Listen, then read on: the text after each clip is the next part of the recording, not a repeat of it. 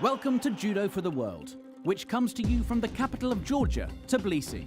This city is a real hidden gem, featuring stunning architecture steeped in history and a simply exquisite natural beauty. Tbilisi has played host to a Grand Prix event on the World Judo Tour since 2014, and every year it welcomes the sport with open arms. Georgians love judo. The national team are celebrated heroes, and the chance to witness top-level action is never missed by the country's avid fans. There were plenty of stories to be told in this event, and we'll bring you them all, and show you why in judo you can never give up. We'll get to know one of Brazil's newest young talents, and also talk to Martin Pacek about the development of Sweden's ever-improving judo team. And as always, there will be throws, arm locks, strangles and pins aplenty in this prestigious Judo Grand Prix.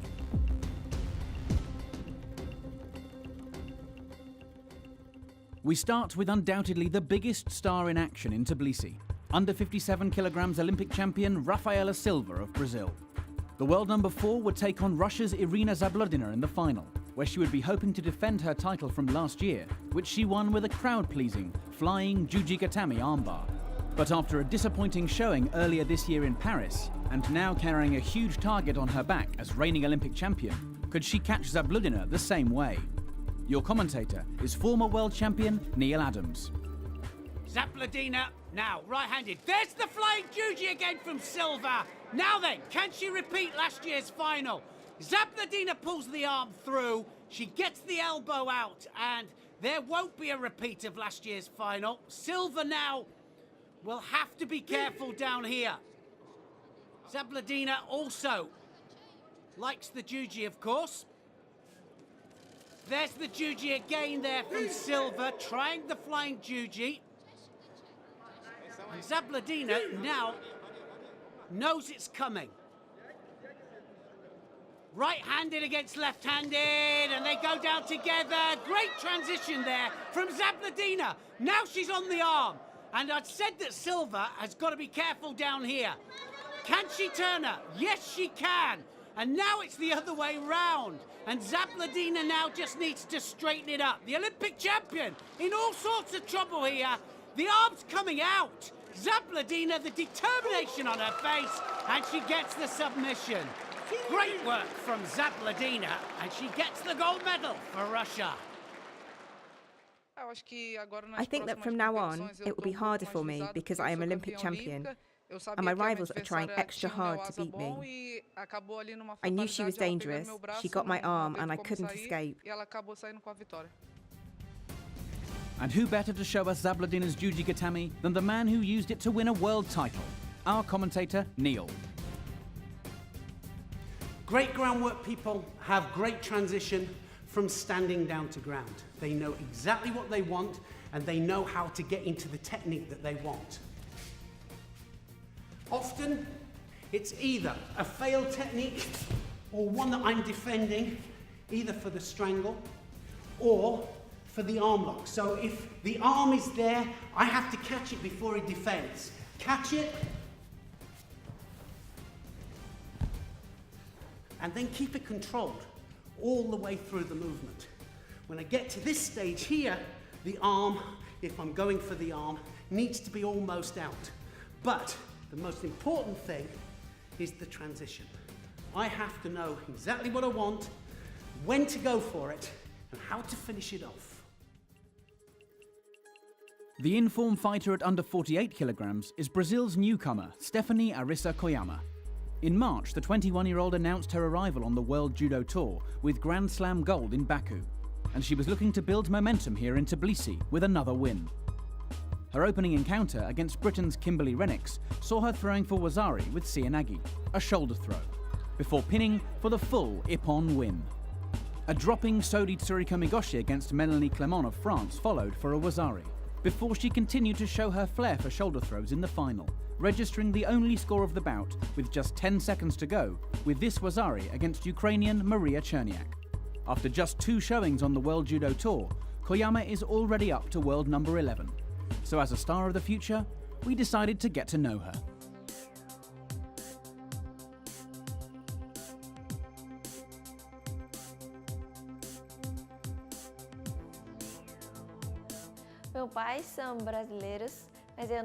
I represent Brazil, but I was born in Japan, and I started judo at the age of 5 because my brother was doing judo. I started going with them and I enjoyed it. I trained at a club called Sato Dojo, where my teacher was Sato Sensei.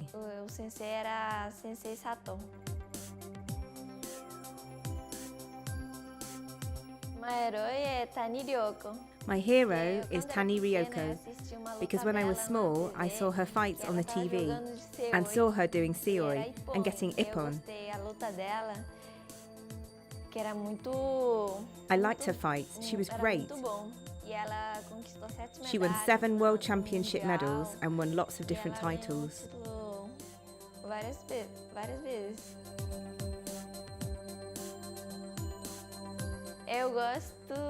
I like seoi because Ryoko Tani did seoi really well, and now it's my favourite.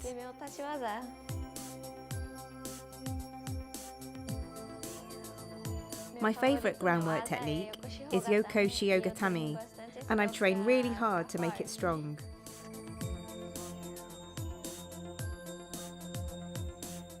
My favourite moment up until now was winning the Baku Grand Slam. It was my first podium representing Brazil.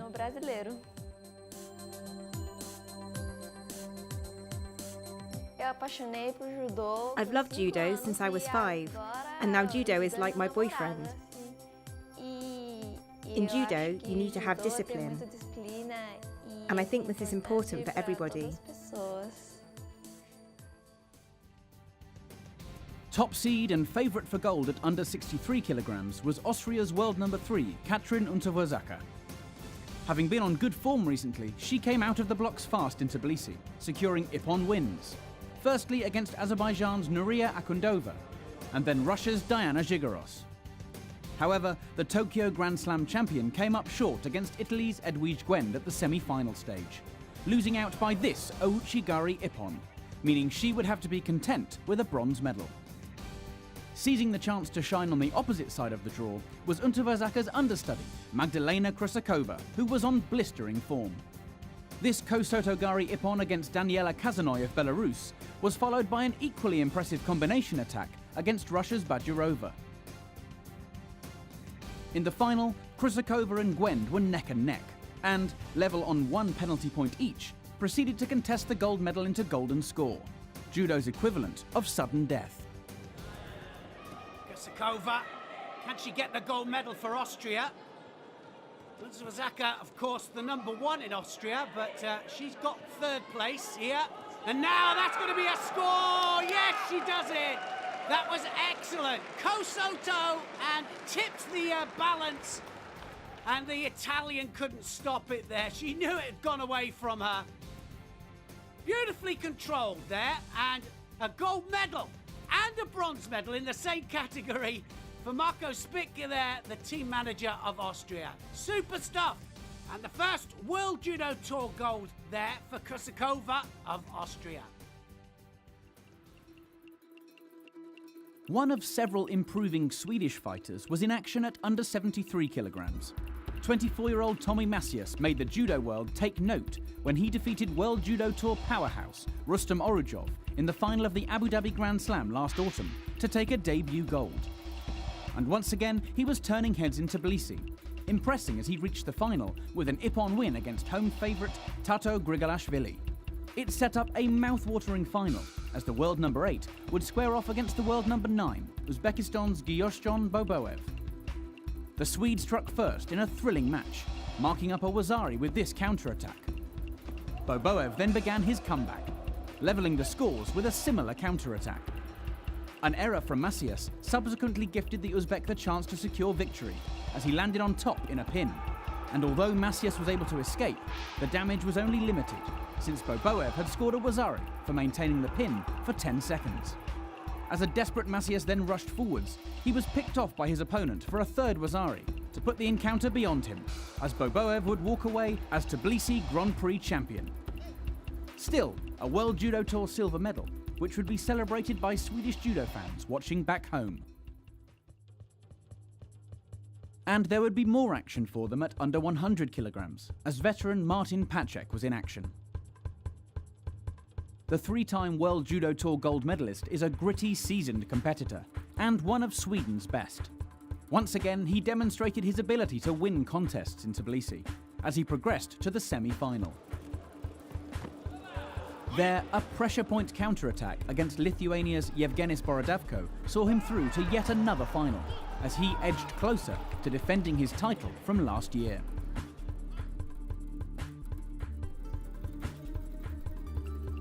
But his opponent there, Russia's Kazbek Zankishiev, was on breathtaking form. Zankishiev has the arm over the top, and he has the sleeve now. Uchimata! Oh, that was brilliantly taken. Look at the support foot going backwards there, takes him over. Zankishiev breaks away from the grip. Osoto Gary, what an Osoto that was! Oh, dynamic! Zankishiev has the sleeve. Sodi! Oh, and he comes off the other side. Gets the score for it. Look at that. Vazakarini tries to escape it, but he goes over and he rolls onto his back. Pacek's experience was enough to prevent him from becoming another Ippon victim of Zankishiev, but still, the gold would go to the Russian after a penalty point in golden score to the Swede. Great work from Zankishiev, but 2 silvers for Sweden to celebrate. We spoke to Pacek about the development of judo back home. Our team is getting bigger and bigger every year. We have me, we have Joachim Dverby in 100 now, he stepped up from 90 kilo. We have a good junior now, Sonerud, he was here. And my brother is in 81. And then we have the girls, Mia Hermansson and Anna Bernholm. And then we have young guys coming up soon, so we will see them. You will see them at the next competitions. I've known Tom Messias a long time. My brother is together with his sister, so we are practically a family. In the past half year, he did amazing results, winning the Abu Dhabi Grand Slam, third at the Düsseldorf Grand Prix, and second here, so he's amazing. He's fighting really good and good techniques, so it's amazing to see him fight. Sweden is not so big judo country as, France or Japan or Brazil. So we have to work with the things we have. In Sweden we have to move, everybody had to move to Stockholm to train together every day. So we did it a couple of years ago. So it's really, really like a family, training together every day, go away at the competitions together. If somebody fights, we all go out and support them as good as we can. And that's the main thing. It's like a family. It's really great. So it's amazing for us to fight in World Judo Tour. The kids at home can see us fight. So we inspire them to be next champions of Judo in the future. Number 3 in our list of the top Tbilisi Ippons is Brazil's dynamic thrower Charles Chibana. Chibana, he's got the soda, he's got so much actually. Now, looks for the Kouchi. Oh, look at that! Big Surigoshi from Chibana, and he gets the bronze medal. Always a massive thrower, Chibana. The arm was over the back there, and look at the pull he gets. The hips come across. He readjusts his balance, and then look at the head, drives downwards, and he takes him over for a beautiful ippon and the bronze medal.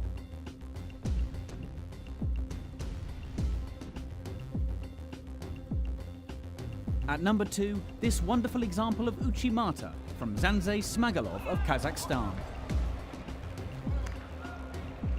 Our top ippon came as Russia's Denis Kalinin and Aziz Kalkamanuli of Kazakhstan contested under 81 kilogram bronze. Kalkamanuli, big thrower, so's Kalinin.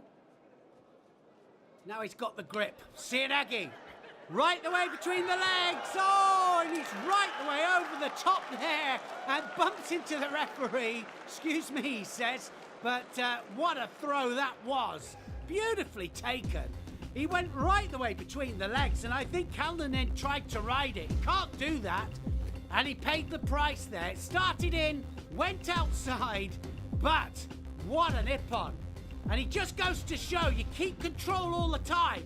And it's not over until you actually, well, until the referee says mate. And that's what happened there. He went right the way between the legs. The kumakata was superb. The pulling action and the control with the hands, superb. And what an ippon to win the bronze medal.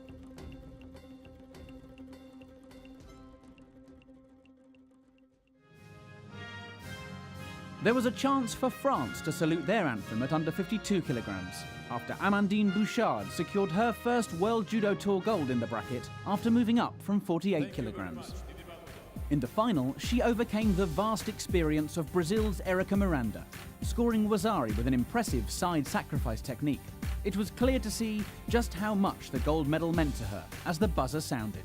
And emotions were also running high for the under 70 kilogram gold medalist Maria Portela. The Brazilian ended an almost 5-year gold medal drought on the World Judo Tour, which began when she won Abu Dhabi gold in 2012. After edging a tight final from world number 4 Elvismar Rodriguez, Portela was finally back on top. There was a gold medal for the Ukraine in the under 78 kilogram category, as Anastasia Turchin defeated Kamara of France in the final. Kamara's compatriot Madeleine Malonga would meanwhile face Larissa Grunwald of the Netherlands in one of the bronze medal matches. Strong fight for the grips. Left against right. Oh, Chigari there, Malonga! Now, what's going to happen here? Straight in there for the shimiwaza. Gets the Wazari for the score. And now, can she go underneath the neck? Yes, she's there. Can she get the leverage? Yes, she does. Grunwald had to submit.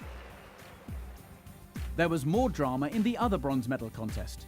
Italy's Assunta Gaglioni producing a fabulous Osotogari in golden score to defeat another Dutchwoman, Karen Stevenson.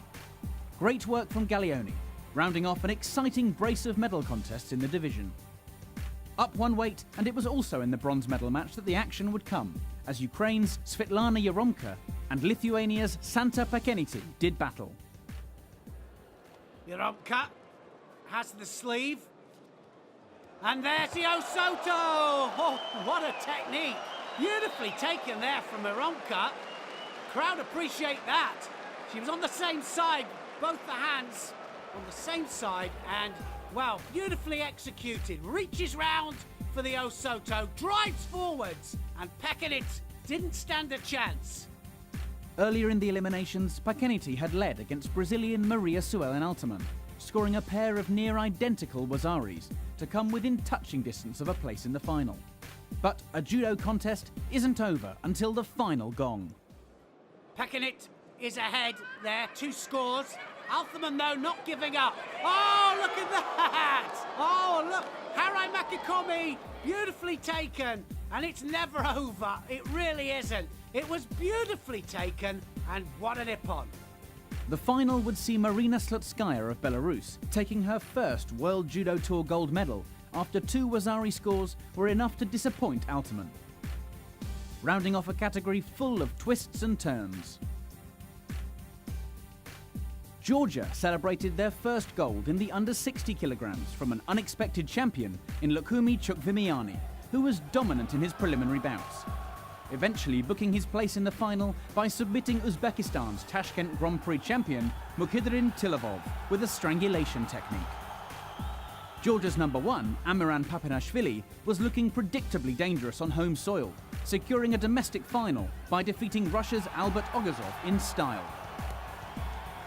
But the final itself would see an upset as Chukvimiani turned the international form book on its head to take the gold after 2 Wazari scores. A joyous occasion for his family and friends in the crowd, and as always, there was nothing but respect between the 2 judoka at the end of the bout. Up one weight, Lasha Guniashvili became the hero. A tough test was in store at the semi-final stage as he faced big thrower Chibana, fresh from a win earlier on with this stunning Uchimata. But Guniashvili rose to the challenge and showed his own throwing skills to take a Wazari from the Brazilian, giving himself the spot in the final. There, he fell behind to Mongolia's former world number 1, Davadorj. But in the dying seconds of the contest, Davidovich committed a false attack, clearly dropping with no intent to throw and clearly committing a penalty offence, leaving the referee no option but to give him a third Shido, signalling disqualification and defeat. The crowd erupted as Gunashvili was crowned champion. The man on form at under 81 kilograms was the stylish Brazilian Victor Penalba, whose attractive judo was once again on display. But so too was his steel at the semi-final stage. He had to come from a Wazari down against Russia's Denis Kalinin. First, he levelled with a foot sweep, which saw him run his opponent halfway across the tatami to get the score. His persistence having paid off, Penalba then showed pure class to score an outright ippon with this perfectly executed Ouchigari attack. Last year's Tbilisi champion Alan Kubetsov would face Penalba in the final, after showing off his equally impressive throwing skills throughout the day. It seemed as though victory would be his after a spectacular ippon in the final. But there was a twist in the tale. Kubetsov had touched the legs. The video referee therefore penalised him, which would ultimately mean disqualification for a third offence in the match. Penalba emerging a happy champion in Tbilisi. Russia were 1 and 2 on the under 90 kilogram podium after Stanislav Ratinsky defeated his teammate Mikhail Igolnikov in the final with a Juji Gatami armbar.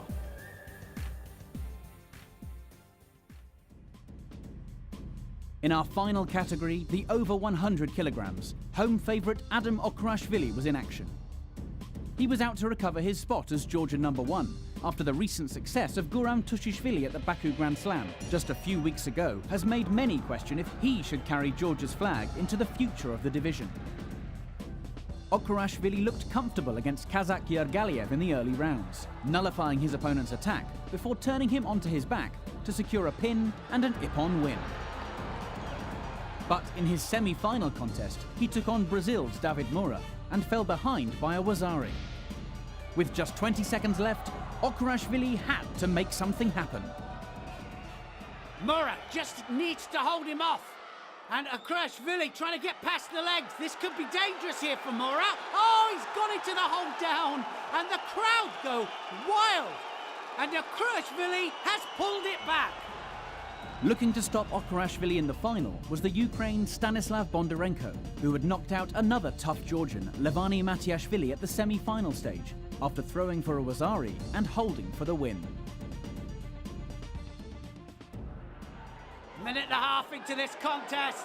Okrashvili looking for the big attack. So's Bondarenko. Oh, now this could be it. Okrashvili goes into the hold down. He gets the Wazari for the score. And it's outside coming. If it wasn't before, it definitely is now. And the crowd are going wild. They absolutely love their judo here in Georgia. And what a way to finish this tournament. Adam Okrashvili wins the gold medal. And it's the last medal of the tournament. This is how it happened. Bondarenko tries a big Kosoto. Well countered there by Okrashvili. And then directly into the outside komi. Small readjustment of balance, and then it was all over. The crowd knew that Bondarenko wasn't going to get up, and Okrashvili wins the last medal for Georgia. And what a way he did it. He did it in style. So, once again, another fantastic Tbilisi Grand Prix comes to an end, as we leave this beautiful city for another year, after an event which showed how judo is anything but predictable, and how the fight is never over until the buzzer sounds. Our next event will be in Antalya, Turkey, and we look forward to seeing you there.